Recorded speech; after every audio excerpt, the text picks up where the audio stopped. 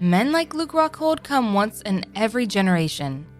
His fight game is extremely terrifying and he no doubt has tremendous skills. His ability on the ground, his wrestling, and his grappling are near perfect. Only a few men can do it better. His career in MMA has been tremendous. He's fought some of the most lethal men in all of combat sports, and more times than less, he's come out on top. He's obviously one of the best fighters in the UFC, but getting there came with a lot of hard times. If you're as curious as we are, you should be asking yourself, what is the true story of Luke Rockhold and his journey in the UFC? To get that answer, you need to join us as we tell the untold stories of Luke Rockhold's childhood and his journey to the top. But make sure you stick to the end, where we reveal the golden moment he won the UFC Middleweight Championship. Let's begin. Luke Rockhold was born on October 17, 1984 in Santa Cruz, California to an athletic family. Growing up, Luke and his older brother, who's a pro surfer, Matt Rockhold, surfed their local breaks together. His father was a professional basketball player in Europe, and his mother was an avid tennis player. Luke started training in judo when he was 6 years old, but quit when he turned 10. Growing up, Rockhold was good at whatever sport he tried, and thought that he might follow in his dad's footsteps on the basketball court. But when a middle school coach tossed a ball at his head for not paying attention, he took off his jersey and stalked away from the game. Rockhold also considered a surfing career like his brother, but he was a better skateboarder. He attended Soquel High School in California, and in his 7th grade, he joined his school's wrestling team and stuck with the sport all throughout his time there. Even though he ended his wrestling career in high school, when he took up jiu-jitsu classes after high school, Rockhold showed real promise, competing as far away as Brazil. Still, he wasn't convinced that he could do much with the sport other than teach. He also took junior college classes and wondered if he had enough skill to mold out a career. After winning a few BJJ tournaments, he decided to enter mixed martial arts. In 2006, a friend invited Rockhold to train at the American Kickboxing Academy in San Jose, California. His raw talent and kicking displays immediately caught the eye of AKA head coach Javier Mendez, who saw Rockhold as a potential future champion. Back then, the AKA big dogs were fighters like Mike Swick, John Fitch, and Josh Koscheck. Rockhold started off at the bottom, one of the young hopefuls who are tasked with mopping down the mats after workouts. Money broke, he even lived in a small room upstairs next to the office. It was a hard time in his life, but one thing that kept him going was his newly found determination to be the best in the world. In July 2007, Rockhold made his professional debut against Mike Martinez for the Melee on the Mountain promotion. Rockhold dominated the fight and won via armbar submission midway through the first round. In his second fight for the promotion, in November 2007, Rockhold was defeated by Tony Rubalcava via TKO. Up-and-coming promotion Strikeforce called and offered Rockhold a fight on their Strikeforce Young Guns 2 card. Rockhold looked impressive in his debut, forcing his opponents to submit from punches. Impressed with his performance, Strikeforce decided to give him another fight. The second fight took place on the Strikeforce Destruction card, which Rockhold won via submission. At Strikeforce Shamrock vs. Diaz, Rockhold won his 3rd consecutive fight.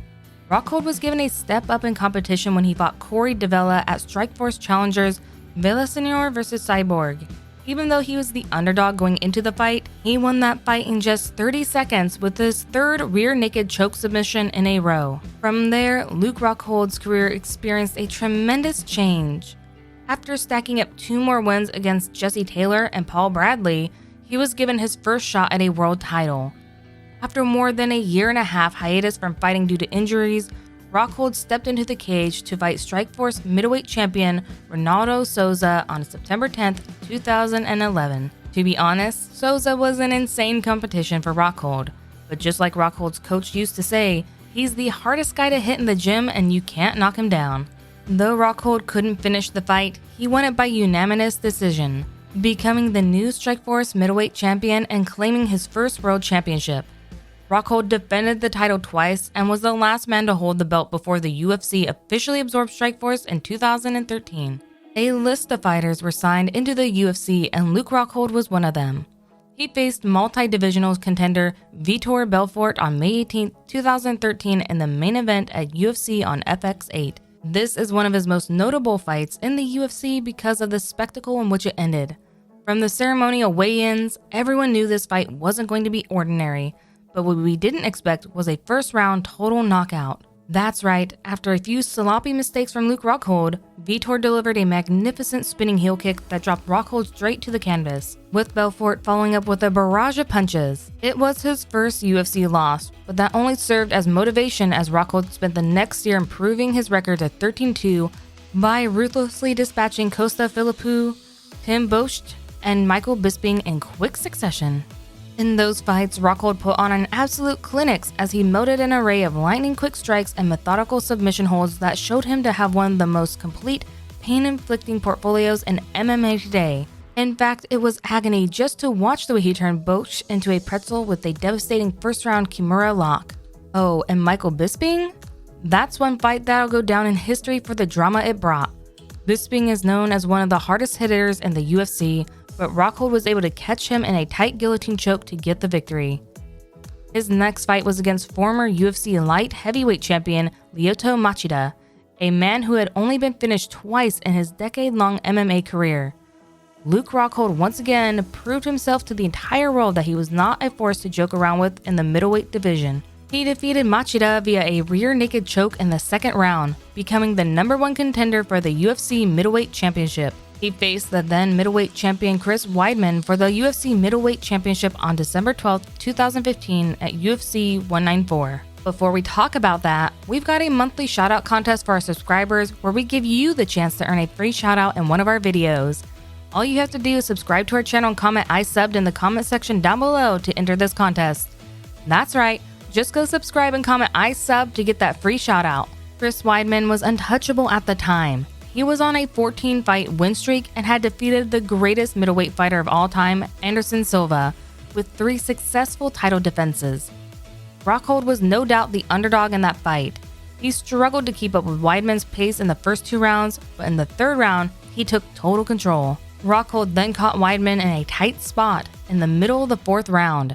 He had delivered some heavy strikes to Weidman, who had blood dripping all over his face. Weidman couldn't even see out of one of his eyes as Rockhold continued to punish him.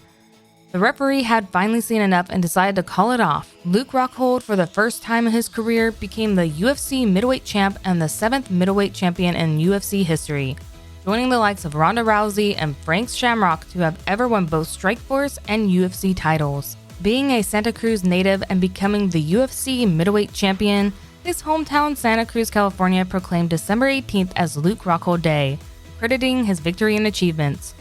That's pretty cool, right? Well, we'll leave that for you to decide. While you're still here, make sure you check out this other video showing on your screen right now. Bye, and see you next time.